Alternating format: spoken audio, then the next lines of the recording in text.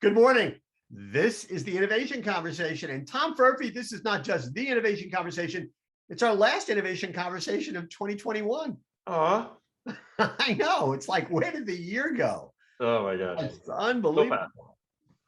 Anyway, I wanted to start with the story that came out yesterday about how Amazon is planning, apparently, to launch a business that would be directly competitive with Instacart, which is to say delivering groceries. I mean, making it possible for supermarkets to put their offerings on its website, buy via Amazon Prime, and then get quick delivery. I mean, then a 2-hour delivery, that sort of thing.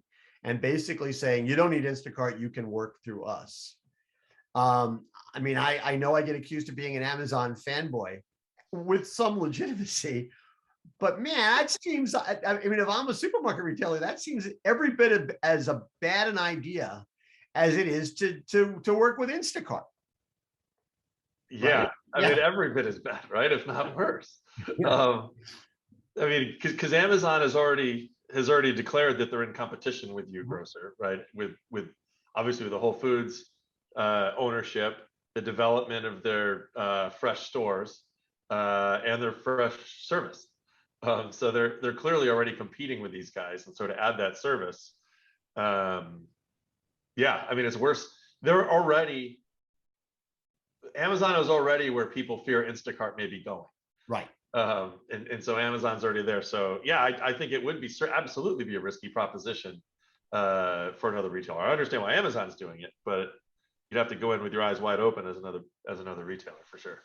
And I remember, I mean, this is a business that Amazon was in actually a number of years ago. I mean, because I can remember, never really saw it here, but in Connecticut, but when I was in Portland during the summers, there were a number of retailers there that would allow you, you were doing shopping through Amazon at their stores. I don't have I mean, I assume they couldn't get enough volume to make it work. And maybe they didn't have the same kind of infrastructure that they have now. Well, I think they definitely have a lot more learnings since then, having done it for a number of years via Whole Foods. Right. Yeah, and likely, pre-COVID, because that was probably more than a year pre-COVID, right? Right. So volumes were probably a quarter of what they are now. So you got 4 times the volume plus learnings. Probably a time to make a run at it. As Amazon. And it makes total sense for Amazon, right? You get more, in-market grocery customers using your platform, total, potential to then, as they purchase more and more and more, and you build offerings in that area to, if not overtly move the customer over to your offering, at least have a captive customer to market your other offerings to. I've always thought, I mean, since they've started with their Amazon, those gray ever-present Amazon vans that, we see more of those on our street than we do FedEx and UPS trucks. I always thought at some level it made sense for them to establish relationships with other, not in the food industry, but with other kinds of retailers. If they made a deal with, let's say, Nordstrom, right? And the deal was Nordstrom would drop ship. I think that's the right term. I'm not a logistics guy, but right, if they dropped everything at a central Amazon facility already boxed, and all Amazon was going to take in, they were going to just replace FedEx. They didn't know it was in the box. They were just going to deliver it. That to me makes a lot of sense. Well, in that case, yeah, because as the retailer, in this case, Nordstrom, you have the relationship with the customer. Right. You won the customer over to purchase that product. You have all that information. You can go market more stuff to that customer later, and you're using a partner for the logistics. Right. And if Amazon's better at it, right? If they're more competitive, more reliable than the common carriers, it's a real win. Not sure in this grocery delivery space if that's really what you're getting though, because in this case, I have to imagine, Amazon's gonna have all the information about the customer. And I do think Amazon's generally, when they do those kinds of partnerships, they are pretty good about keeping the data, appropriately walled off. You don't want to kind of, alienate, these customers that are developing that are, your partners in this area, but it absolutely does, enable them to, and these are customers that are probably already prime customers, I would guess. It enables just an easier path to market to them as prime customers. Yeah, I mean, I guess that I suppose the lure will be too great for some grocers to resist, right? Which is, oh my God, I'm going to get access to all these customers, right? How great is that? And that I wouldn't have access to otherwise, which is sort of the Instacart lure, right? Suddenly, if you're grocer A, you're also going to be able to talk to grocer B's customers and hopefully lure them in.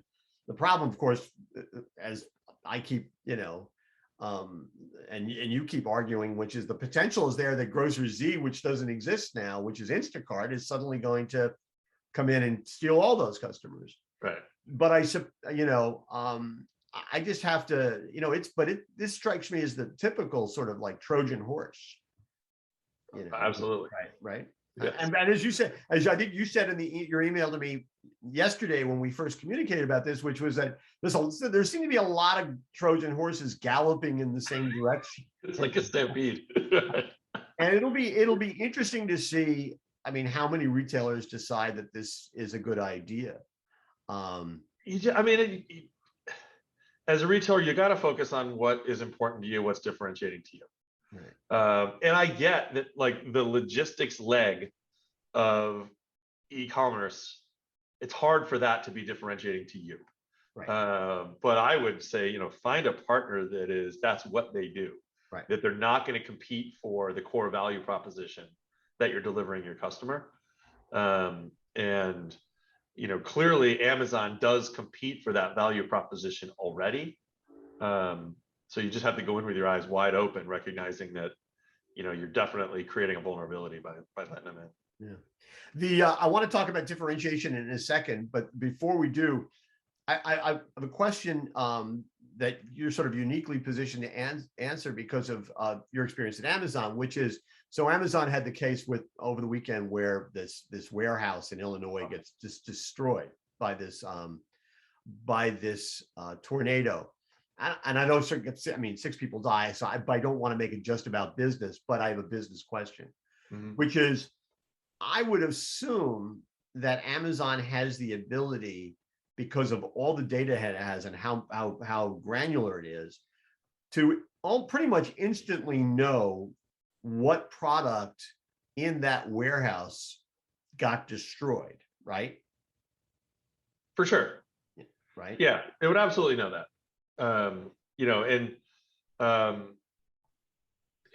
Amazon systems would fail over to inventory and other facilities, right? So assuming that that's not the only facility that certain products are in, right? They'll be able to cover, most of, if not all of, what was lost from a customer, from a customer volume or a customer satisfaction standpoint. Amazon's got, I don't know what the number is now, but it's more than 1,000, probably less than 2,000 facilities in the US. So, it's as a percentage of the total, it's not necessarily a lot, but, Amazon historically has seen these, like, you can have a blizzard, in the Northeast, and, either it's hard to get employees into the facilities, or like the carriers aren't working. Sure. And so they're able to, in those cases, let customers know, hey, there's a problem with your order. It's looking like it's going to be on this day. And so they would absolutely, though, in this case, they'll be able to let the customers know if there's going to be a disruption in their order from that. And could even pin it on that. Yeah. Which is where I was going. Do you think, from a customer service perspective, that Amazon could or should be able to say to customer A, hey, listen, you ordered this thing, it's going to be delayed because of what happened in Illinois. We'll get it to you as fast as possible, or we'll get it to where you wanted to go as fast as possible. Or say, in certain cases, hey, listen, that was a product that we didn't have a lot of because of the supply chain issues, because this is all happening at a time when there's supply chain shortages. Right. And we don't have it, but we'll get it to you. You tell us what you want us to do. Well, yeah. Well, certainly Amazon could do that, right? I mean, they have the intelligence to know, they have the customer order, they have where the product is and where it's going to get picked from. And if it's not a product that has a bunch of other warehouses where it is that they can just fail it over to that, they'll know, right? Then the question really becomes down to how do you communicate that, right? Because I can only imagine the PR, like if Amazon starts pinning it on the, on the tornado in the facility, and like, Amazon could find themselves maybe in a situation where, people that's off-putting, that they would use that as an excuse or reason, right? That said, I will say that yes, I would agree. Somebody has to craft that email very carefully. Right. I'm totally with you. And it can't be just up on their site, right? It's an email that goes to people. You didn't get it because you were in a facility that was damaged. Right. And I grant you, and I wrote about this earlier this week, that Amazon and certainly Bezos can be tone deaf sometimes, and so I think they have to be careful about it. I guess my larger question, or my larger point in asking the question, is that sometimes, and this happens, I think, a lot in the industry, people think of technology as bits and bytes and wires and all. They focus on the bells and the whistles. And I guess what the point I wanted to make was that, in fact, all those things that people often focus on are able to deliver a level of customer service and customer communication, if you use them correctly, that you might not have otherwise. I mean, they're not just there, right? It's the best possible tool if you use it correctly. It can be incredibly personalized, right? And really scalable, right? I mean, it's what you would do as the single shop merchant, when you had that issue and you wanted to let the customer know about that issue, right? It might be that, well, we had a roof leak and it got on the product you were going to get, and I'm sorry, Kevin, you can't get your whatever, right? You can do that at scale because you have all that data, and you can build communications that are very personalized, and that can be really, really effective. Yeah.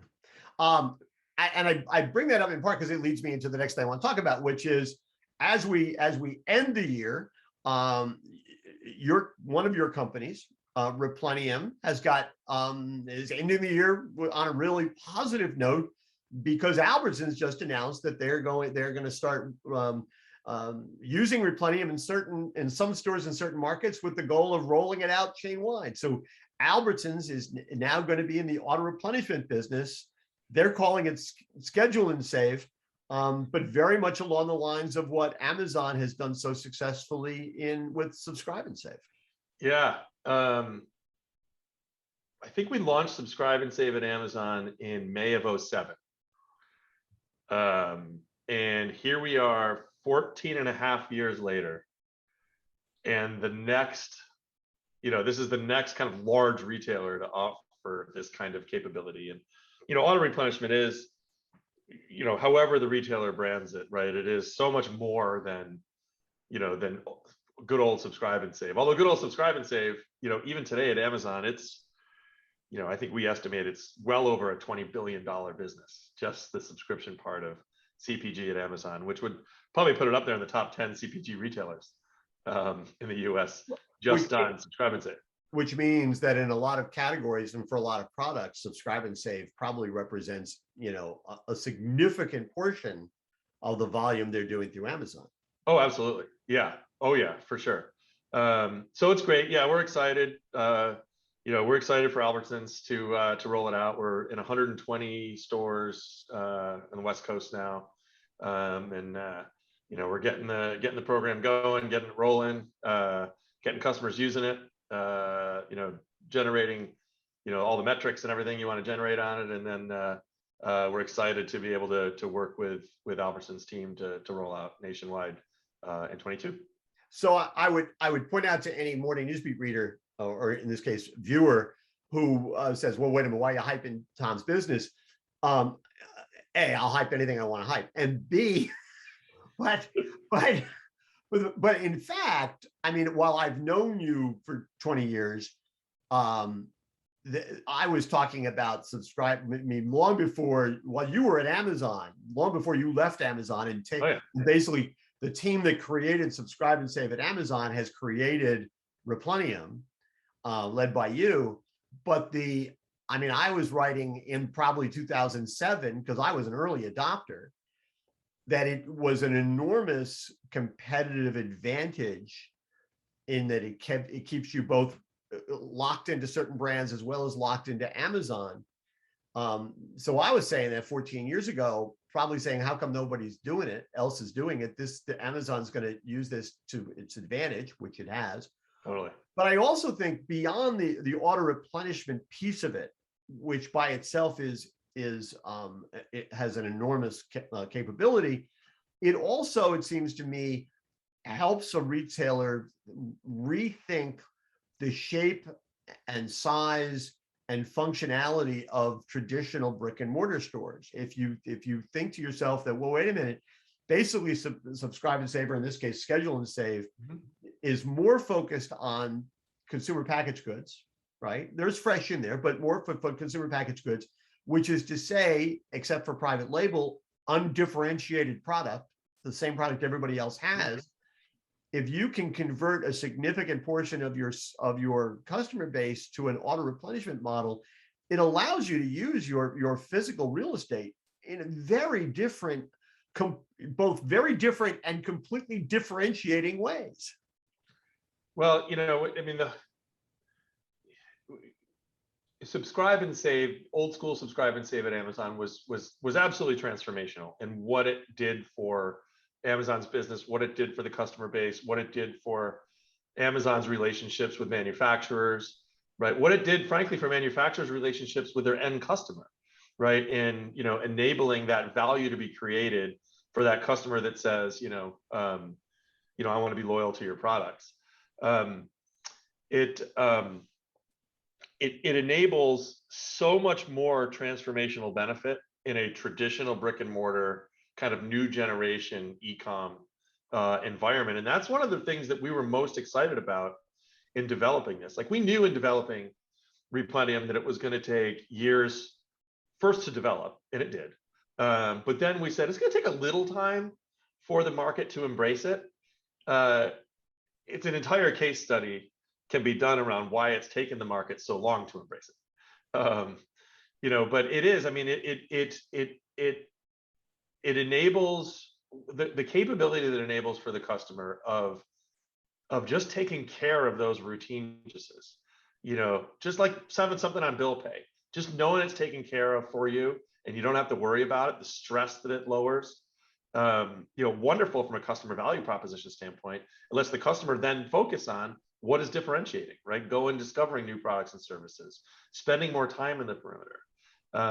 And absolutely over time, if it's 40% of Amazon CPG volume, and as retailers convert more of their sales to e-commerce, it's going to drive a significant portion of retailer sales. Yeah, then you don't need as much shelf space for those common non-differentiating items. Right. And you can actually use the products then to differentiate, right? If I'm using these non-differentiated products, but I'm taking care of it for the customer, that's differentiating.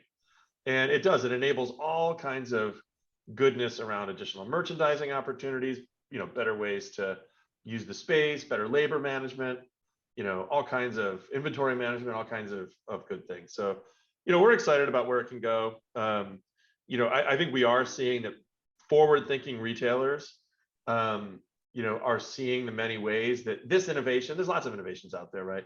But that they can really rethink their business, with these new types of capabilities that are available to them. Yeah. And it allows, I mean, in certain cases, it's going to allow retailers that have traditionally been in, big stores in suburban markets to develop different kinds of stores in urban markets. Potentially, it allows them to go into even remote markets because they don't need to build the whole thing. I mean, there's so many. Yeah, I mean, it'll be very interesting to see the degree, and this is on Albertsons. I mean, the challenge to them is they've now, to use a sports metaphor, they've now been handed the ball, right? But they've got to run with it. I mean, they've got to understand that this will allow them to score touchdowns that they might not have been able to score otherwise. Yeah, I think so. Am I I think stretching so. the metaphor?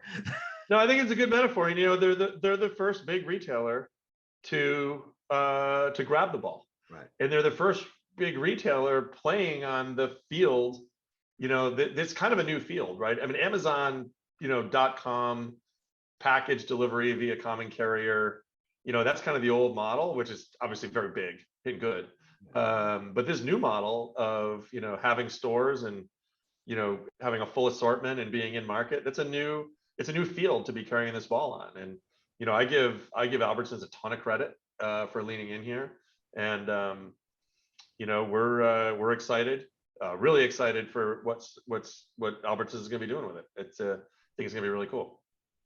Well, listen, that seems like as good a place as any to end our last innovation conversation of the year.